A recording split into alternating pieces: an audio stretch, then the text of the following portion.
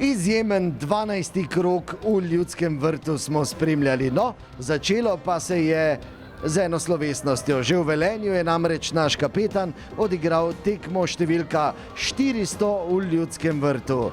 Tavares, globok poklon. To je to, seveda bo še 500, 600, ne vem koliko, in tudi gole, ne. Mi smo ekipa in brez ekipa, brez Maribor, direktorji, vse, trenerju, jaz ne morem ali nisem za 400 tekma sam ne morem in hvala lepa za vse. Nato pa je sledil obračun z Domžalami. V prvem polčasu roko na srce ni najbolje kazalo. Velik pritisk gostov, ki so ga kronali z zadetkom Horvata v 8. minuti. V 17. minuti je poizkušal Balkovec, izjemno je obranil Handanović.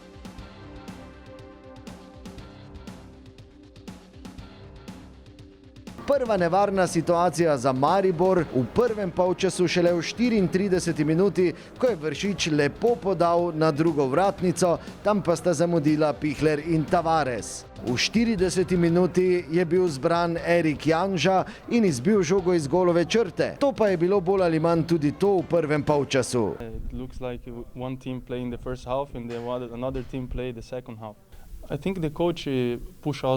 In the half time, and then he put some adjusts, in the what we were doing not so good, and then he pushed us, and then the second half we did good.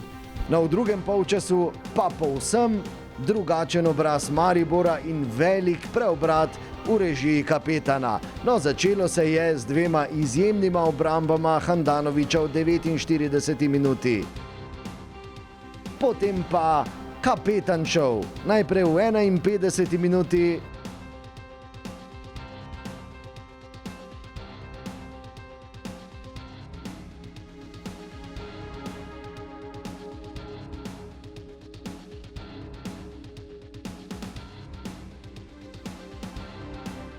In nato za 2:1 po lepi podaji in lepem strelu z glavo Novakovića še za 2:1.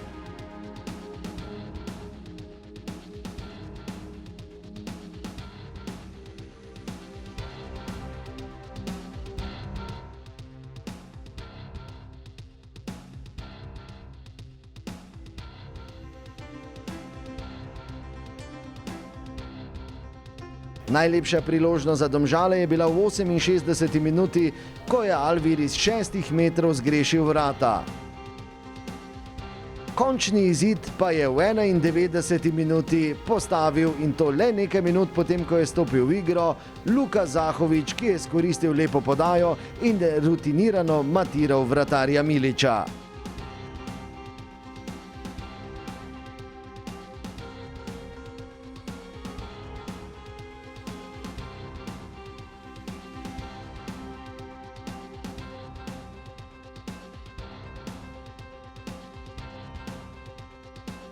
Omeniti velja še akcijo iz zadnje 97. minute, ko je po prekršku nad Luko Zahovićem na robu kazenskega prostora najprej rdeči karton dobil Širok, nato pa je Novaković, ko so vsi mislili, da bo streljal, lepo podal do Boharja, ki je žal zgrešil. A na koncu fantastičen preobrat in lepa zmaga pred reprezentančnim premorom. Maribor Domžale 3:1. Fantje so pokazali karakter, ko so bili v težavah, in šport in življenje je sestavljeno težav. Ne gre vse gladko in mi zdaj kažemo v nizu, da se iz teh težav znamo pobrati in narediti nekaj dobrega, in tokrat je bil drugi polčas res fantastičen. Kar proti tako dobrim Domžalam niti slučajno ni lahko, in jaz bi tu še enkrat poudaril, da smo imeli danes nasprotnika, kateri je izreden, proti kateremu je zelo težko igrati, in mi smo 45 minut odigrali fantastično.